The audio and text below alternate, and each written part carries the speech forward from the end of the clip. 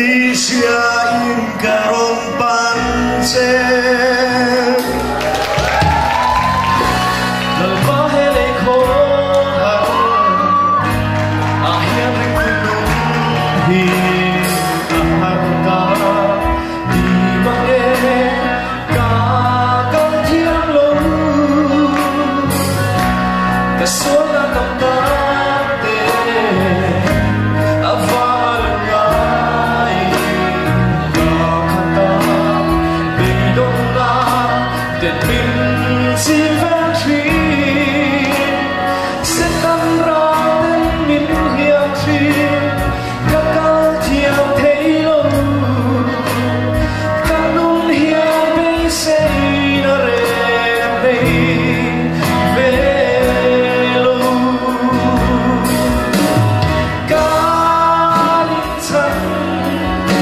Lalbiakthanga ese tu to te ding tu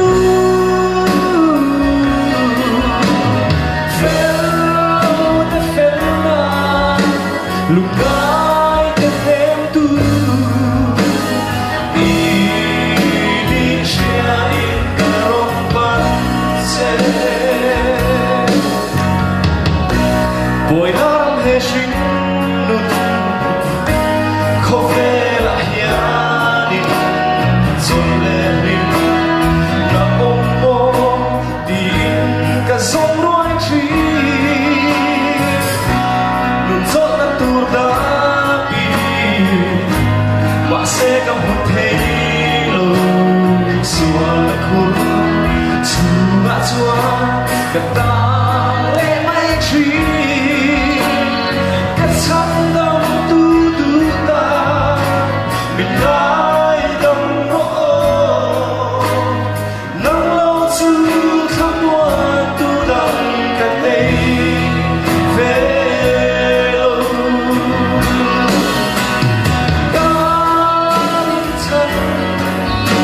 Lalbiakthanga ese tu no te ding tu fellow te felna lugai te tem tu inisiain karong pancen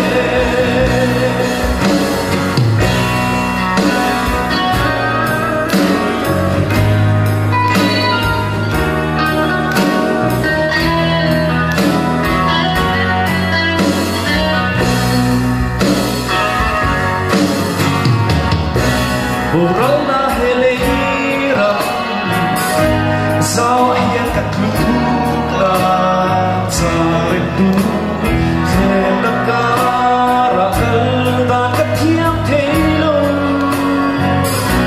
ka dai pele mai chi ka fare thei e ka du khan sual vangin ka chao le si chi Sangam tu lalba Nagai bel turi Lung chi